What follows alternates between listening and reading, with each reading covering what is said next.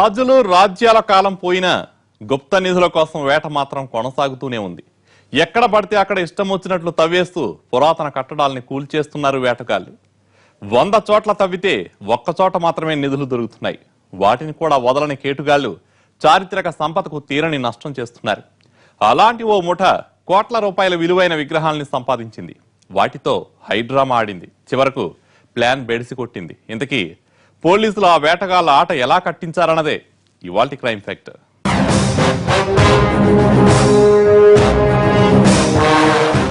గుప్త నిధుల కోసం వేటాడే వాళ్లకు రోజు ఎక్కడో ఒక చోట తవ్వకపోతే చేతులు ఊరుకోవు.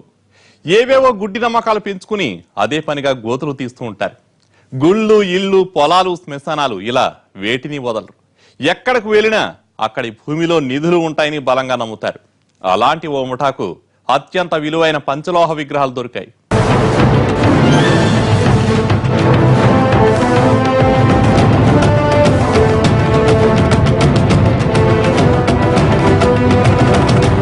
రాజులు రాజ్యాలు అంతరించిపోయి శతాబ్దాలయ్యాయి. అప్పటి నిధి నిక్షేపాలు ఎప్పుడూ దొంగల పాలయ్యాయి. అయినా ఇప్పటికీ వాటి మీద ఆశ చావని కొందరు తవ్వకాలు జరుపుతూనే ఉన్నారు.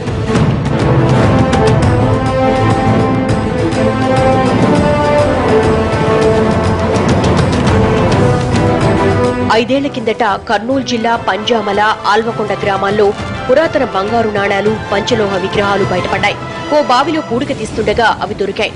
రాతి, కంచుతో తయారైన ఆ విగ్రహాలు 18వ శతాబ్దం నాటివిగా పురావస్తు శాఖ అధికారులు తేల్చారు.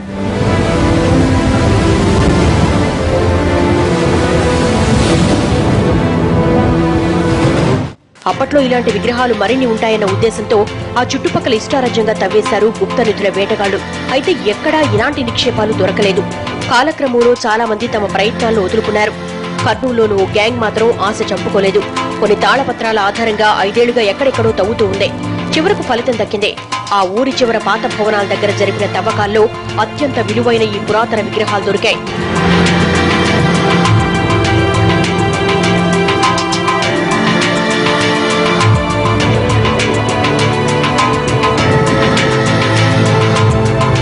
పంచలోహాలతో తయారైన ఈ విగ్రహాలను చూసిన ఎవరికైనా అరే భలే ఉన్నాయే, ఎక్కడ దొరికాయో ఇవి అనిపించక మానదు. ₹1 కోటి పైగా విలువ చేసే ఈ విగ్రహాలు 18వ శతాబ్దం నాటివని పురావస్తు శాఖ తేల్చింది.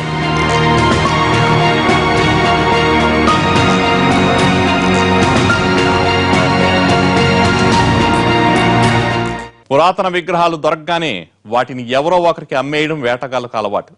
కర్నూలులో ముఠా కూడా అలాగే చేద్దామనుకుంది. అయితే సరైన బేరం కుదరలేదు. 5 ఏళ్ల కష్టానికి కనీసం 5 లక్షలైనా దక్కాలనుకుంది ఆ గ్యాంగ్. ఆ తర్వాత ఏమైంది? ఆ ముఠా సభ్యులు ఏం చేస్తారు?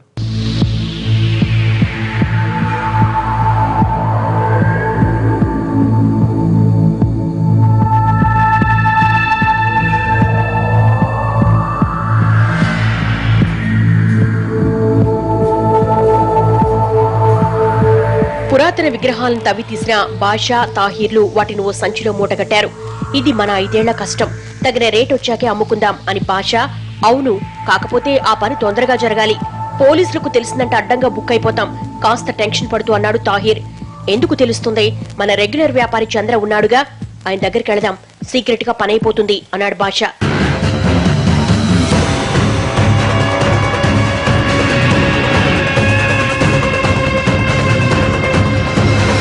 తన రెగ్యులర్ స్పాట్ కు వెళ్లిన బాషా ముఠా బంగారం వ్యాపారి చంద్రకు కాల్ చేసింది.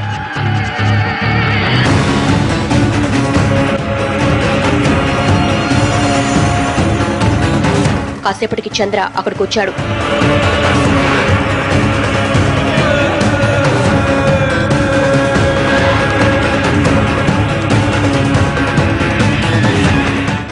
బాషా, తాహీర్ పంచలోహ విగ్రహాల్ని చంద్రకు చూపించారు. వాటిని చూడగానే అతను ఆశ్చర్యపోయాడు.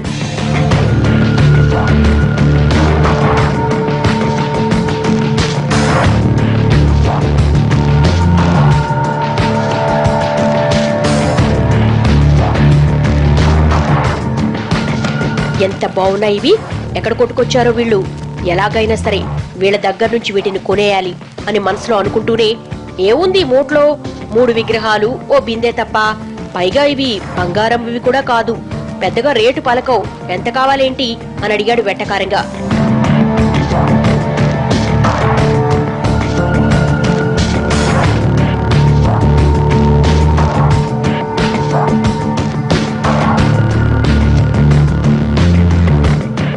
సాబ్ మీరే చెప్పాలి అన్నాడు బాషా. విగ్రహాల్ని మరోసారి నిశితంగా చూసిన చంద్ర ఓ లక్షిస్తా అన్నాడు. సాబ్ మీరు మరీ దారుణంగా మాట్లాడుతున్నారు, ఇవి చాలా విలువైనవి, కాస్త చూసి చెప్పండి అన్నాడు తాహిర్. ఇలా వీళ్ల మధ్య బేరసారాలు నడిచాక చివరకు 2 లక్షలు ఇస్తానన్నాడు చంద్ర. 2 చాలా తక్కువ, కనీసం 5 లక్షలైనా ఇవ్వాలి అనుకున్న ఇద్దరు సారీ సాబ్ మీకు విగ్రహాలు నమ్మట్లేదు అని చెప్పేశారు.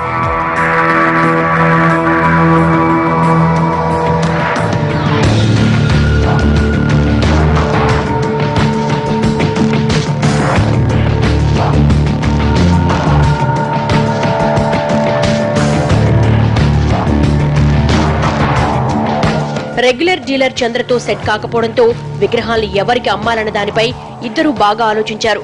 ఎవరికమ్మినా పోలీసులకు తెలిస్తే డేంజరే, ఎట్టి పరిస్థితుల్లో సీక్రెట్ గా పని జరగాలి అనుకున్నారు. అదే సమయంలో ఊళ్ళో పేరు మోసిన రైతు ఉరుకుందప్ప పని మీద వెళుతూ బాషా కంటపడ్డాడు. ఉరుకుందప్పను చూడగానే అతనికి మైండ్ లో ఓ కన్నింగ్ ఐడియా వచ్చింది.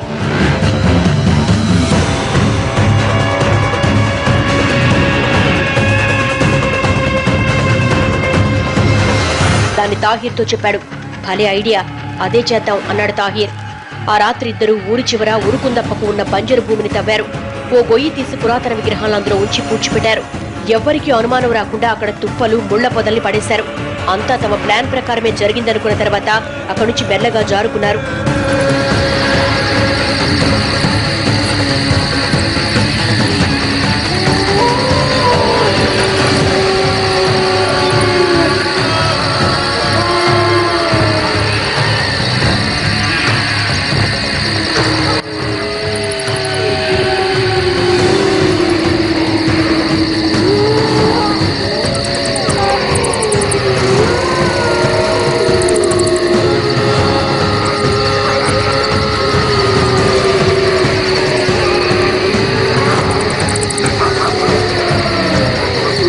విగ్రహాల్ని పొలంలో ఎందుకు దాచారు, వాళ్ళ ప్లాన్ ఏంటి, వివరాలు